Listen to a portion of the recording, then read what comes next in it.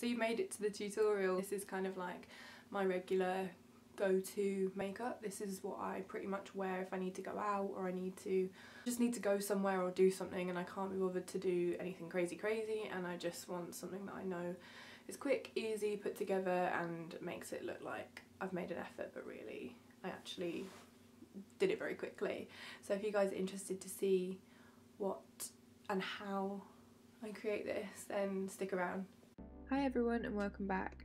So I'm going to do a walkthrough of this video. So I'm just starting off with my eyebrows, and this is the Soap & Glory brow pencil that I was talking about in my last video, and basically I'm just going to stencil out the brow. I'm quite lucky, I actually have quite a lot of brow, so I don't need to do too much. Just moving on to, this is the Naked Skin concealer. I don't use a concealer that is too much lighter than my under eyes. I don't really like that, so this is, I think it's medium neutral that I'm using, just anywhere that I need a little bit extra coverage and a little bit of, yeah, just coverage really. This is one of my all-time favourite concealers, and I'm just using my beauty blender, which is dry, just to pounce that in and just give myself a little bit more coverage.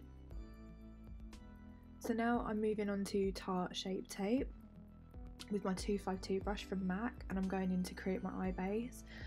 I'm also just going in to like stencil out any part of the brow that I didn't like, or just correct some of the shape if I didn't think it was neat enough, and I like to bring it all the way down. It's better to have too much on than not enough, so I like to bring it sort of right into the corner of my eye and all the way down.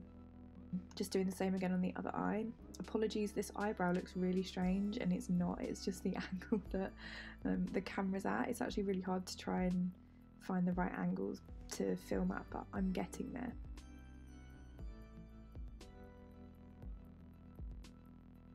I'm also just neatening up the front of my brow. This brow is an absolute nightmare.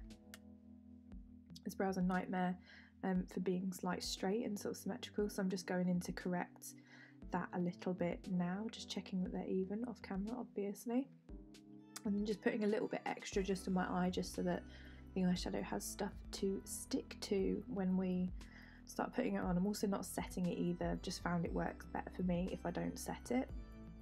I'm going in now with a beauty blender just to get rid of any excess and just to even out any of those edges. So this is Anastasia Beverly Hills shadow. I think it's in Creme Brulee, and I'm just taking a big fluffy Morphe brush, which is very similar to the MAC 224. That's the brush. Wow, that was difficult. The MAC 224 brush. And I'm just taking this on as almost like a transition-y kind of shade, just really not caring how accurate I am when I put this on. I want it through my crease, but I want it a little bit higher than that as well. Just not too high, so I'm just taking that through, really like working that through.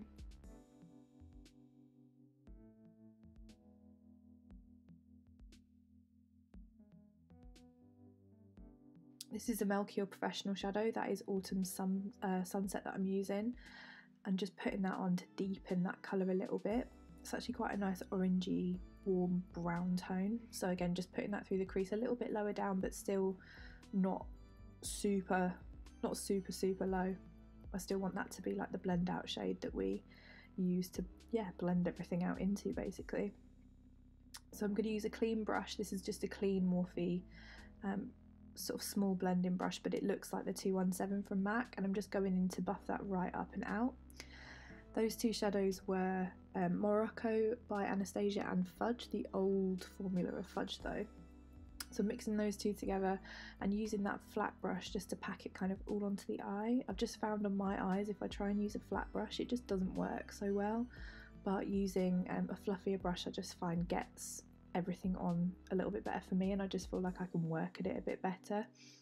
Yeah, just kind of bringing that all the way through the eye. I find that I do have to build it up a little bit more this way, but I actually prefer doing that, so it doesn't really bother me. And just taking that blend out brush again, going over any of the edges just to make sure that they're all neat.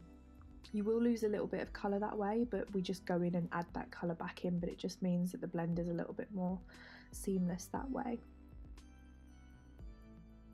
So yeah, just going in with a clean brush again, just lifting that darker colour up a little bit higher with all the others. Clean brushes, I cannot even express to you how good clean brushes are for doing that. So I'm taking a big flat MAC 252 brush and just packing on some of that colour in the inner corners where I do need a little bit more of a flat brush to do that. And then again just using that fluffy brush again just to blend all of that in, and you can kind of see it starting to come together a little bit now. I think before, any kind of makeup look that you do will always look kind of awful until, you know, you start seeing a bit of progress. So I'm just recreating this underneath the eye, starting off with that Anastasia Beverly Hills shadow right under there. Doing the same on the other eye, and then I'm going to go in with all three colours again, same as I did up there before. So I'm just repeating those steps underneath the eye, literally from the lightest to darkest again, and just joining it up on the outside of the eye. There's quite a lot of blending work that goes into stuff like this, but the payoff is just, I just find it so much better. On myself, I prefer doing it this way. On clients, it might be a little bit different. So this is the NYX Jumbo Pencil in brown, dark brown I think it is. So I've just put that in the waterline and a tiny bit underneath. And I'm just using almost like a flat shader brush that's still kind of fluffy, just to really buff underneath the eye so it's not too harsh. It kind of blends out into those other colours, and I bring mine quite down. I like it quite far underneath my eye as more of like a grungy sort of smoky eye. I find this actually makes my eyes look bigger as well when I bring it down a little bit lower. So this is the MAC Extended Play. This is one of my favourite mascaras. I just find that it works for me the best. My eyelashes are rubbish. I don't get any lift from them whatsoever, so this makes sure they're just extra black, ready for when I put false lashes on.